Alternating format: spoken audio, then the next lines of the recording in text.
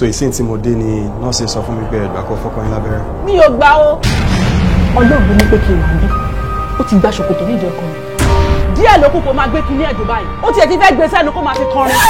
sinimá titun kí lóbìnrin ń fẹ́ ẹ̀yin obìnrin náà la ó bi léèrè ẹ̀gbọ́n kí lè fẹ́ obìnrin tó lọ́kọ tó ń tọ́jú ẹ̀ tó ń ṣe gbogbo tó fẹ́ síyàwó ló tún kú kinní kan. equal rights lèmi àti ẹjọ ní a máa open account joint account mọ mí nù màá mọ nǹkan tó fẹ́ fowó ṣe ìwọ náà máa mọ nǹkan tí máa fẹ́ fowó ṣe.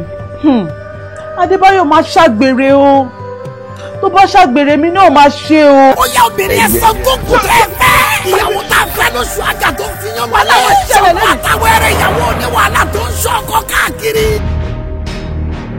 èmi náà ráìvà mi ò gbọ́dọ̀ ní ráìvà. ẹjọ bá ń pọkọ mi síta Adébáyọ̀ ṣe drive. Adébáyọ̀ wo ló drive. madam èmi mo drive wọlé sí so ẹ̀mí pé mọ́tò mi lẹ torí ẹ̀ wọlé. ẹ pẹ̀lẹ́ mà. ó lè lójú kòkòrò níbi gbogbo. surprise.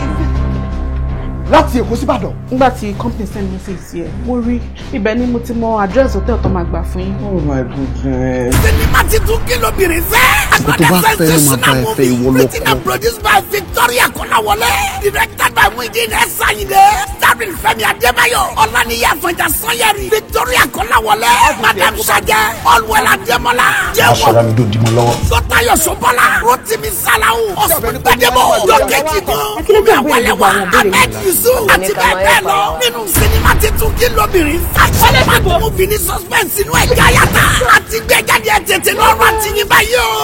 obìnrin tó bá fẹ́ lálùbáríkà bí òun àtọkọ ẹ̀ bá jọ ń gba gbólóhùn sọ fúnra wọn pé ó fẹ́ ṣe bí ìjà ohun obìnrin ọgbọ́dọ̀ ọgbọ́tọkùnrin mọ́lẹ̀ àwọn mímọ̀ ló jẹ́ àmọ̀ bẹ́ẹ̀.